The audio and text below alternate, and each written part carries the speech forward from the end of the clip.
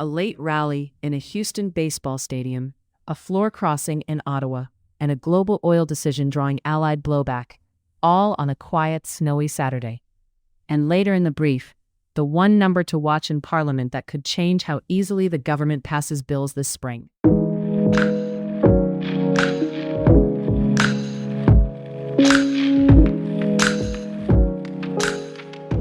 In Ottawa today, expect a cold start and a calmer finish, around minus 12 degrees Celsius this morning, up to about 0 this afternoon, with light snow around the region. And in sports first, because it's the cleanest storyline of the day, Canada's World Baseball Classic run is over, after a 5-3 loss to the United States in the quarterfinals in Houston. The U.S. built a lead early, then got wobbly in middle relief when Canada pushed 3 runs across in the 6th, capped by a 2-run homer from Bo Naylor. But the American bullpen stabilized, a key escape in the 7th, and then a dominant 9th to close it out. Canada still leaves with a milestone. This was its first trip to the WBC quarterfinals. Turning back home for a moment, for Senators fans, the big question isn't a single game. It's the shape of next season. Claude Giroux is heading toward a summer decision: stay in Ottawa, where the fit is comfortable, or prioritize a clearer path to a cup as a free agent. He's been productive and steady, even as the team has slid back. That tension, stability versus contention, is the backdrop to watch as the season winds down. Now shifting to the bigger stakes. The main thread today is Parliament, and how close the Liberals may be to governing like a majority, even without winning one outright. Nunavut MP Laurie Idlout has crossed the floor from the NDP to join Prime Minister Mark Carney's Liberal caucus. That lifts the Liberals to 170 seats in the 343-seat House of Commons. Here's the key point. 172 seats is the threshold where a minority starts behaving, in practice, much more like a majority, especially on confidence votes and in committee control. That's why April's 3 federal by-elections matter more than they normally would. They're scheduled for April 13th in Terrebonne, University Rosedale, and Scarborough Southwest. If the Liberals win 2 of those, they're at 172. If they sweep all 3, they're at 173.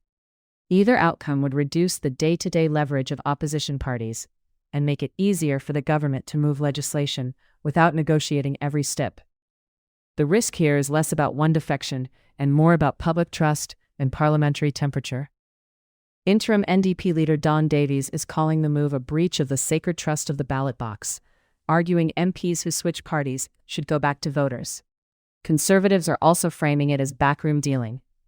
Idlout says she made the decision after reflection and encouragement from people in Nunavut, and that she wants a strong government that consults the territory on decisions. And there's a second layer to this that's easy to miss.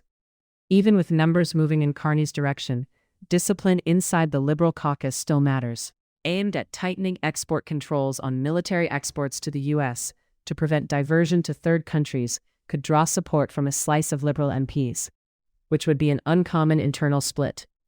So even if the arithmetic tightens, not every vote becomes automatic. A quick progress marker.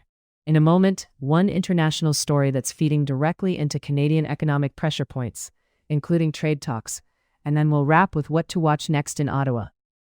On the economic front, Canadian steel producers are still feeling the aftershock of steep U.S. tariffs that rose to 50% last June.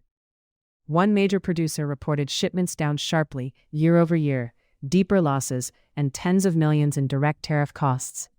The broader theme is that restricted access to the U.S. market has pushed more supply back into Canada, weighing on domestic prices. Industry groups are looking to CUSMA negotiations for relief, but there's no clear timeline for movement. And internationally, the U.S. has issued a 30-day license allowing the purchase of certain Russian oil and petroleum products that are already stranded at sea, describing it as a narrow, short-term step to steady energy markets disrupted by the war involving Iran.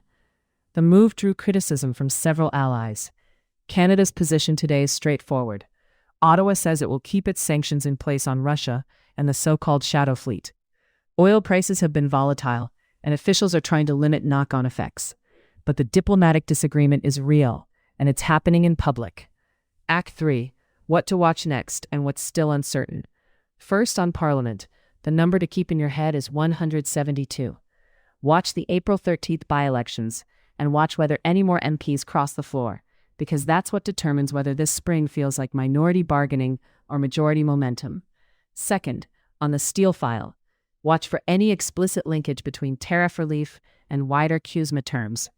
If negotiations start bundling issues, steel, energy inputs, supply chains, that changes the leverage and the timeline.